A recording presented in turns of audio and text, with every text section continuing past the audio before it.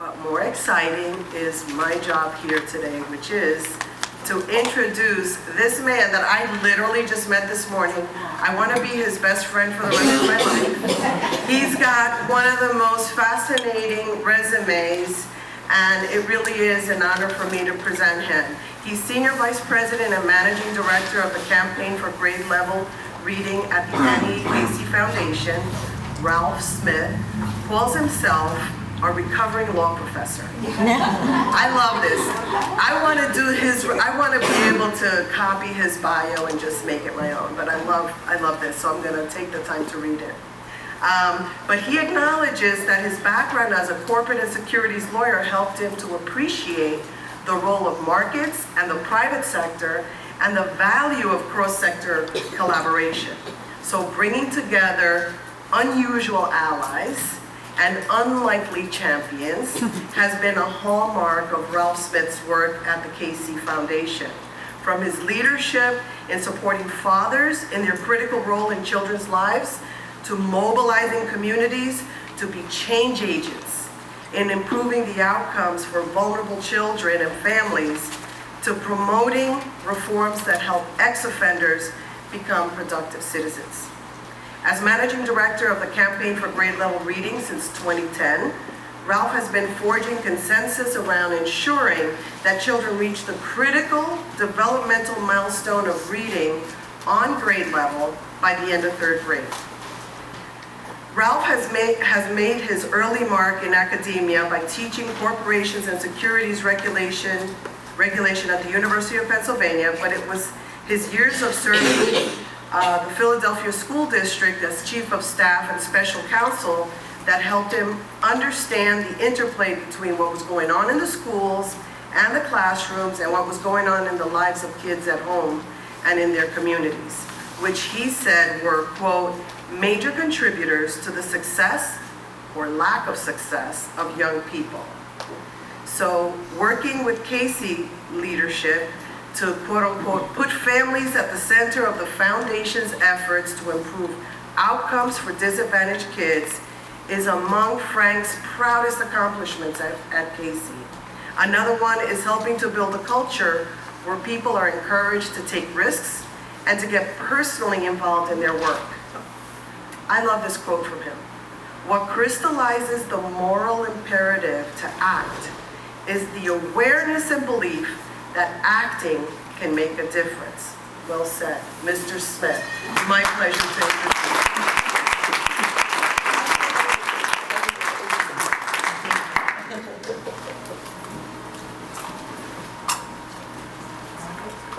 Actually, I usually ask that the bio not be read. I'm really more comfortable with here's Ralph. Bring it back, man. But that was so well done. I can get accustomed to that. I can get accustomed to that. And as I'm looking at thinking of my favorite Justice Sotomayor, I'm saying, I'm going to pretend as if the Justice read that. Yes, we're all wise enough to do this.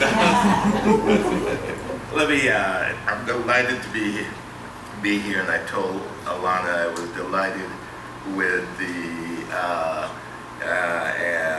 introduction, with the invitation, and I have just one slide, and I can't figure out how to get that slide. And now you know why I have only one, because but that slide generally is a map. And it is a map of the grade level reading communities. And we began thinking we would have 24 communities in 12 states. We now have 240 communities in 42 states. And I'm delighted to say that I learned yesterday that a letter of intent has come in from Yonkers,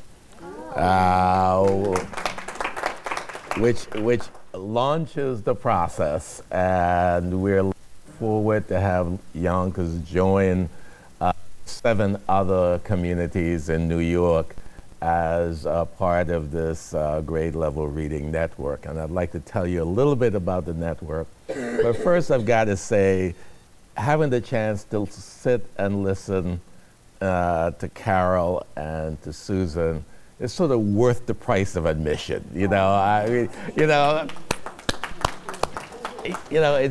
when you're on the road all the time and you're the one doing the talking, you don't get enough time to just listen.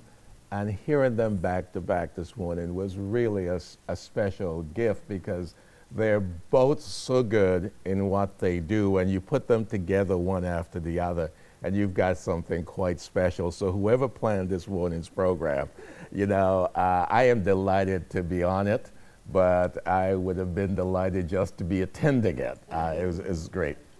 We set out with this campaign to address the issue of third grade reading.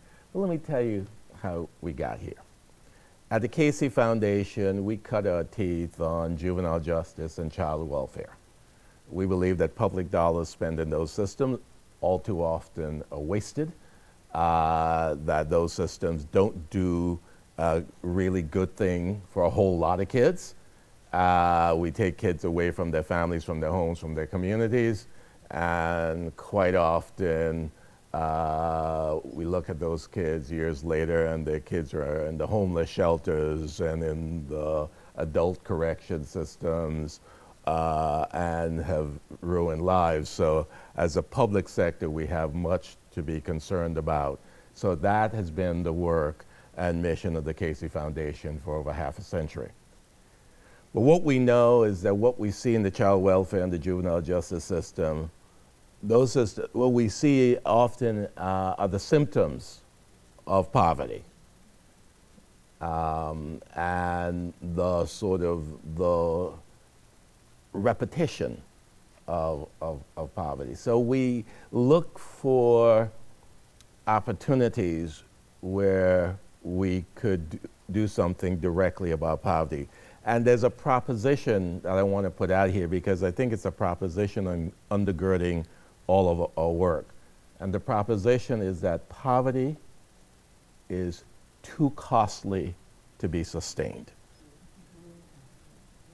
I'm a corporate and securities person. I can make the moral argument as well as anybody else.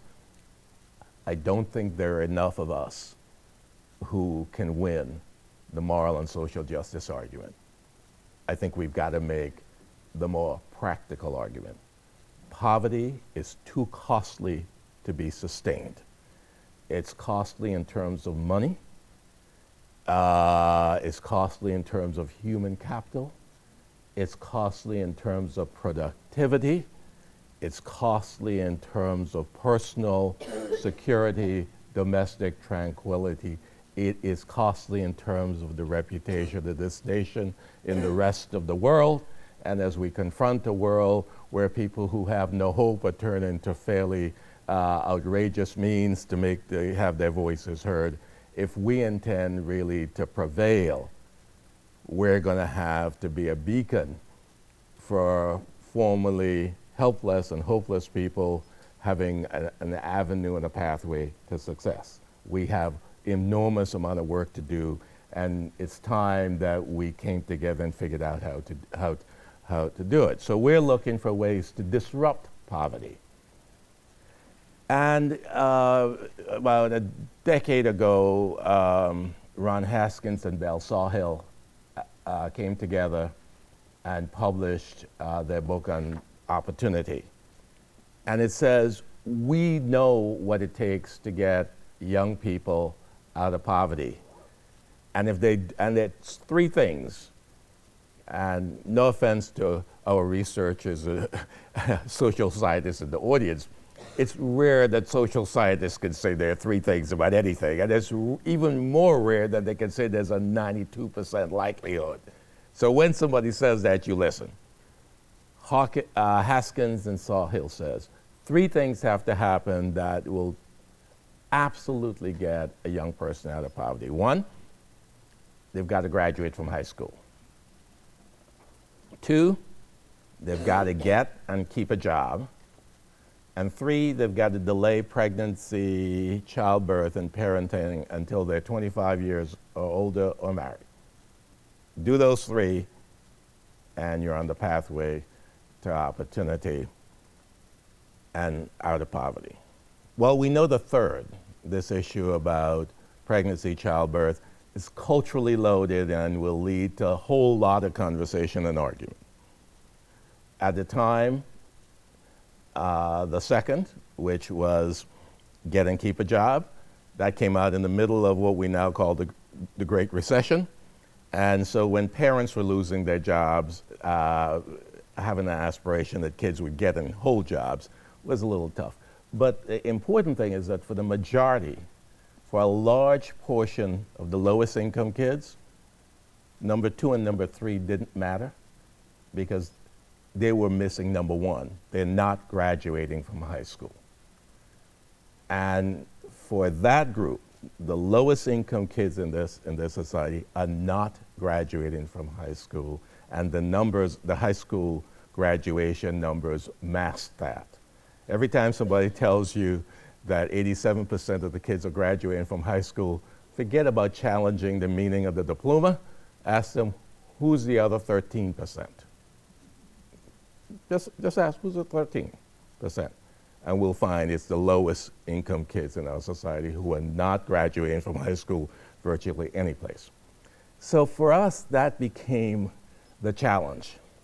And in taking on the challenge, we wanted to find an inflection point where you can get more than $1 worth of progress for every dollar spent.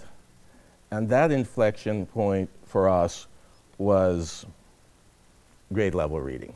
The research led us to grade level reading because the research suggests, and does more than suggest, but you don't want to overclaim, that kids who read on grade level by the end of 3rd grade are likely to graduate from high school, including low-income kids.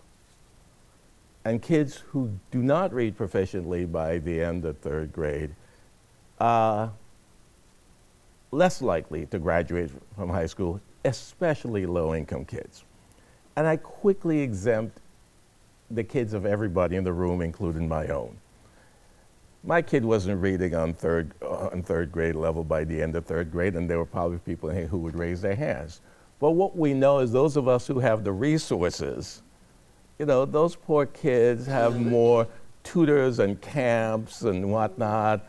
You know, we get our kids through because we have the resources, but for the portion of the population that's just dependent on public education, not reading on grade level by the end of 3rd grade is a real problem given the way we spend our resources. So we thought we would take that on. And as we did the work, and as we listened, it's occurred to us that the message we were receiving said there were 3 things that had to happen and had to come together for us to turn the curve. 1, we had to find a way to guarantee quality teaching for every kid in every setting every day. And you'd notice the little lawyering there.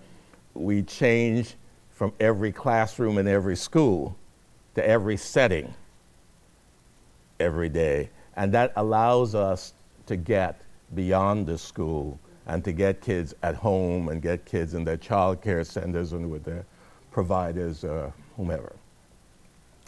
2, that especially if we're talking about low-income kids, we need a more seamless system of care services and supports.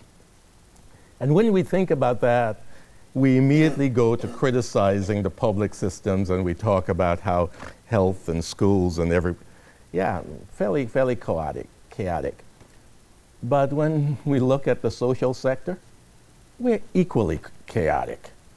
And the social sector is equally characterized by programs that are unconnected and by crevices and cracks that become chasms through which families fall all the time. And it is as amazing as it is in the public sector that anybody gets the complex services and supports they need in the right sequence, at the right time, at the right dosage.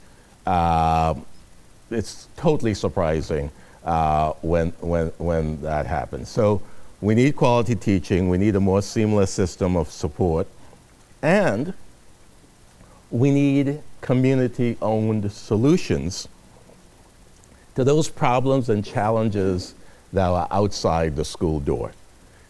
So when we were starting, with the great work that's already being done, we thought that where we could contribute the most was not to work inside the school, but to really work outside the school door, as Mayor Hancock in Denver calls it. So we focused on 3 issues, and these are 3 drivers, we think, of the reading proficiency gap. Driver number 1, too many kids are not ready for school.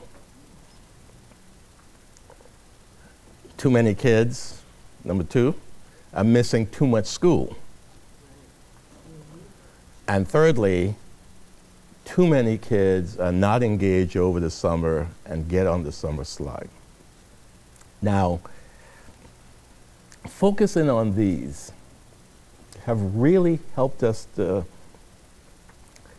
understand a truth that is so inconvenient in some places it's heresy. And the truth is this: there is a large and growing number of children who are falling beyond the reach of schools. Because in many communities, the same child who's starting out behind is the child that's missing too many days of school, and is the child that hits the summer slide and loses ground over the summer, coming back to school every September farther behind than when they left in June. And I joke with superintendents because superintendents are our Marines. Superintendents make no excuses. Superintendents, like Marines, take that hill, and they will say, I will take that hill. And so you rarely hear a superintendent says, I am not resourced well enough to actually succeed with the kid who starts out far behind, who misses more than 10% of the school year, and for whom the community fails during the summer. You will hardly ever hear a superintendent say that, because that's not in their DNA. But the fact of the matter is, it is true. And superintendents are educators, not magicians. And we ask them to do magic. So we should not wait for them to cry out and ask for help, because that's not what they do. They take what they have, who they have, put it together, develop a plan, and move it. So we're finding that these kids are falling beyond the reach of school. And this is not only an inconvenient truth, but the reason why it becomes heresy. Think of how often we all have said that education, meaning schools, the pathway out of poverty. It is the way to opportunity. Think of how deeply ingrained that is. It is the key to participation in a democratic society. We have 10, 15 ways in any given day in which we affirm the education, the importance of and centrality of education. So when we say these kids are falling beyond the reach of school, we are essentially saying that for a large and growing number of children in this society, they are being denied their birthright as Americans. that they will forever be excluded from the society we're trying to build and the democracy we're trying to perfect. It is a heavy indictment, and that's why we would wish to avert our eyes. But we've got to face it fairly evenly and clearly that we have in virtually every community across the country a number of kids for whom schools no longer matter. And we've got to deal with that. So as we take on that issue, we are finding communities across the country who feel that it is time to do it. And why are we at 240 communities? One of these days we'll write a thing and say that this was a brilliant plan that was flawlessly executed. And when you hear about that report, look for it in the fiction section of your local library and bookstore, because it will be pure fiction. We have been learning as we go along, listening and learning. And we think there are a couple of things. We think that putting a stake in the ground around something that was measurable made a difference. That communities are saying, okay, it's third grade reading. Yep, we think young kids ought to read, and if you say we ought to increase the number of kids reading by 100% in the next decade, we're on. So there's something about it that's reassuringly measurable. It also is a factor of timing, because we came along and began saying you could do something about an important problem at a time when everything we were hearing and reading told us that our politics were broken, that partisanship was rife, that we had to settle for paralysis and gridlock. And people in local communities were saying, that's unacceptable to us about things that involve our kids. So if you're saying that we can do something about our kids and we can measure it over time, we're on board. And I think that's what explains that 240 number. And what we're finding is that the communities that are most successful, there are a set of characteristics that we can describe. And you could see how this applies here. One, there's a sense of shared ownership of the problem and the result. Shared ownership. And as you look around, you're finding a diverse group of folks. You know, whether it's a formal collective impact process or not, they are owning it. And that shared ownership often is accompanied, I'm going to grab some water. And you know, every time this happens to me, I think about that Marco Rubio moment. You know, you were wonderful. Anticipated this, got the water right. So the thing about the joint accountability, it means you're not pointing fingers. You know, that time when everybody said we're on board, and then as soon as the numbers come out, they look at the superintendent and say, how come you didn't do better? Well, the shared ownership and joint accountability, it's really, you can see it happening. And you can see superintendents beginning slowly to find their voice and beginning to say, you know, in this community, only 70% of the kids were ready for school when I got them last year. How can I help you do better? You're seeing a conversation where the superintendent now feels that there's enough understanding that we can jointly work to get these kids better. And if I do this, will you do this? And you're seeing the conversation that says, you know, we still have too many kids who are absent too often. So can we do something about that? And you're seeing communities essentially come together to deal with chronic absence. And you're seeing communities say, we've got to take care of these kids and we've got to do better during the summer. And you've seen communities say, we're seeing communities say, we need a community schools initiative. We need to do something. There's really interesting stuff happening across the country and right here in New York. We're seeing that many communities realize you can't move the number simply by creaming.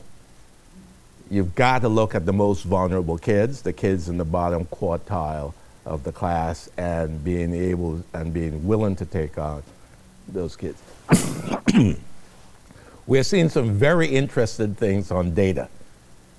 We're seeing the emergence of formal MOUs, and we're also seeing a sort of an underground system of data sharing. And that's been fascinating to watch. It's like you won't tell, I won't tell, but we're going to actually show each other the data, you know? And in those communities where folks are coming together and basically violating the rules, there's almost a camaraderie. You know, there's a conspiracy of silence around sharing data so we could actually get these kids. We have, in some cases, the superintendents unable to persuade their general counsel that they ought to release the data to some so-and-so. And so in some communities, you have the summer program saying to the superintendent, well, why don't you select the students who are most at risk? And this way the superintendent doesn't have to share the data, the superintendent simply sends a student, you know. That's pretty good information if you ask me. You're seeing the same thing happen with libraries. And we're seeing the emergence of different forms of leadership, and we're seeing the emergence of stewardship. And by stewardship, I mean those civic institutions in the community that are here for the long term. You know, I was speaking with Ray this morning, and Ray said he was in this fourth year of his superintendency. I can tell you that of the last 12 cities I visited, I've only found 2 superintendents that have made it to year 4.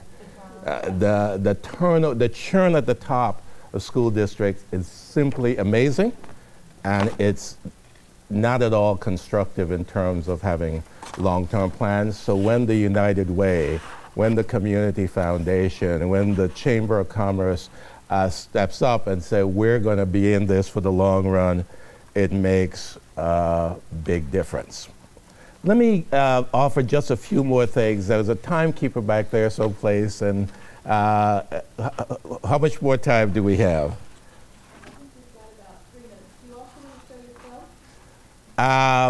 No, because that's going to take longer than 3 minutes. Let me offer this, that there is no silver bullet, and we all say that it's become cliche. There is no magic potion, no silver bullet, even though we continue to act like one, but there is a secret sauce. There is a secret sauce, and it's parents. Yes. It's parents.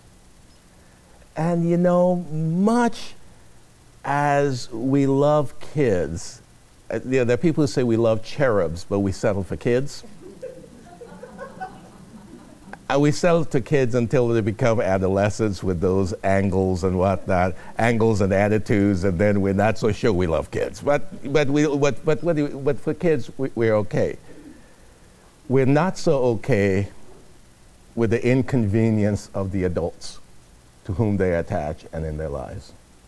And we do an awful job helping parents help their kids. We now know enough from the brain science that we know that no matter how much money we spend on pre-K, for a large number of kids, it is too little and much too late. We know that the people who fear that we're coming to get their kids in the cradle may not be so wrong unless we change course. We cannot move younger and younger and younger and spend more and more and more without recognizing that for some period of time during that critical early development of the brain, children are going to be in the custody and care of their parents. And how well they do depends on how much their parents know and understand about their role and potential and how much support, guidance we're able to give. which means that a sea change in the way we think about parents must come. We must first of all believe that most parents, the overwhelming majority of parents, really love their kids and love their kids more than we do. And the reason why you always hear a little uncomfortable laugh is because not all of us fully believe that, and if we fully believe it, we know a lot of people who don't. Because we often confuse parenting behaviors with parenting care. And we've got to believe and act as if we believe that parents love their kids and would want and are trying to do the best they can for their kids. And if we believe that, then our first responsibility is to help parents, all parents, imagine bold futures for their own kids. They shouldn't have to take our word for it. I love those programs that take parents to college, because we keep saying that your kid should be college and career ready. For parents who didn't graduate from high school, who did not succeed at all, who don't know what we're talking about. But you take that mom to the college and have her spend that night in the dorm, walk the campus and see the lab, and that mom is absolutely clear that her kid is coming to this campus, going to be in this dorm, in this room, and probably in this bed. There will be nothing that's going to stop it. That irresistible force of a parent's love would have been unleashed. And right now, we are leaving most important assets behind because we really don't act as if we believe those parents love their kids and need the experience and the exposure so that they could imagine bold futures for their own kids. We simply want them to take our word for it. The second thing we have to do is reimagine our field. And imagine that our work is really to help parents achieve their goals for their kids. This is when I was recently in Idaho, and when I talked about parents' roles and responsibilities, and like, one woman came up to me afterwards, she says, "You speak Idaho, you can come back." But there really is a fundamental sense that rather than us having ideas about what people's kids should do, we should help them have their own ideas, and our role should be to help parents achieve these goals. Imagine if we reconstructed our system to do that. And lastly, we should find ways to help parents mark progress and celebrate success, big and small. I'm not going to ask you to raise your hand, but I want you to think back to the time when you attended that program at the end of the 6-week work session, the 6-week certification, and the parents came and the parents were dressed up in their Sunday clothes and they brought their families and their cameras and they were so proud. And parent gets up and says, "This is the first time in my life that anybody has ever recognized me." We've all been there, we've all teared up, and we've all applauded and felt warm and fuzzy. In fact, we should feel ashamed. We have people who are raising their kids under some of the toughest circumstances, many of whom are succeeding, because we don't talk about those kids who succeed enough. And we find no way to celebrate the success of those parents. That's on us, not on them. So in many respects, the challenge we face is not just the challenge of disrupting poverty. Because Suzette is exactly right. If we look away from that challenge, we won't succeed at anything. But we're not going to disrupt poverty unless we take on the challenge of helping parents succeed for their own kids. And the last thing I will say is that as you do this work, I want you to think of the what happens when we teach a kid to read. I want you to think of just, it's a personal thing. You know, what we know from our own experience is when we teach a kid to read, we unleash the greatest ally we have, and that's the kid herself or himself. Because once the kid learns to read, there's no stopping. You know, we all went to space. We went to nations around the world. We did everything reading. It allowed us to escape from our everyday reality and to go to worlds that we could only imagine, and worlds, the passport of which was literacy. Imagine, however, that you're that 9 or 10-year-old, and you're in 4th grade, and you look around at the first couple of weeks of school, you realize that your classmates are reading social studies and science and whatnot, and they're talking with each other, and you realize you can't read. Now, we say you can't read, we didn't say you weren't smart. You're smart enough to know that you are in serious trouble. You know, this is a timer, and it's not at all subtle by saying you're running over. you know you're in serious trouble. And so you're looking around because you know that the adults in your life are going to mobilize the rescue operation. And you realize after a while there is no cavalry coming. They're moving on with the kids who can read, and if you're quiet and not a troublemaker, there is no cavalry, and you're just a statistic. I want you to think about that for a while, and then you tell me, how comfortable are you now in the circumstances?